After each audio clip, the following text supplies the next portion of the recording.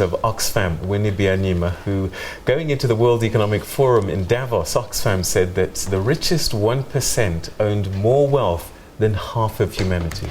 It's a shocking stat, and yet global inequality was drowned out by other issues at the meeting. She says she's not disappointed, but more needs to be done around inequality that traps people in poverty.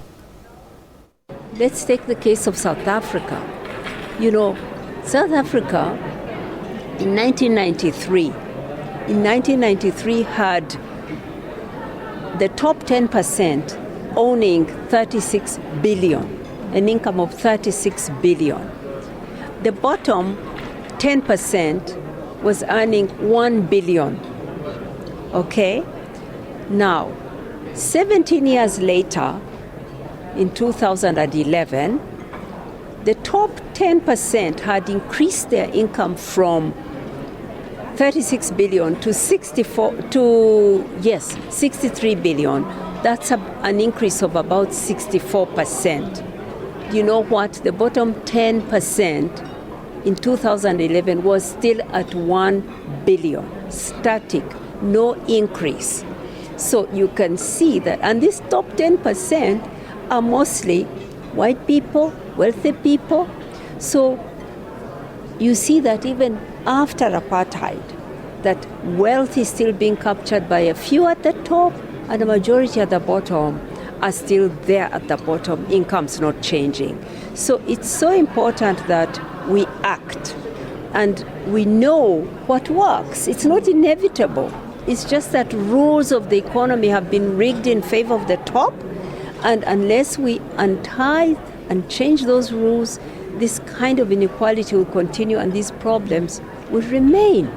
So whether it's refugees, whether it's a sluggish economy, you can connect it to this problem of economic inequality. It exacerbates them at the best. I think South Africa is soul-searching right now about this, but what about the global picture? What does it say about this forum that for the past few years always ostensibly is talking about inequality, but nothing seems to be changing? No, things change. In fact, 5 years ago, we were talking about inequality, Oxfam, and economic inequality wasn't even being discussed in major public forums like this one. But the more we have talked about it as a social justice issue, now we see others coming on board. The IMF, Christine Lagarde, they have published reports showing that economic inequality is curtailing growth. That is a new thinking. Last year again, we saw the G20 countries, which include South Africa, signing off on a set of reforms to curb corporate tax avoidance. This is an important step, though not enough. It's not enough and it's not moving fast enough. We need a global approach to corporate tax reform. There is no way we are going to make progress, for example, on the issue of tax havens. 9 out of 10 of all the companies we surveyed 200 companies, including all the partners at the WEF, have a presence in a tax haven, at least one tax haven. Sure.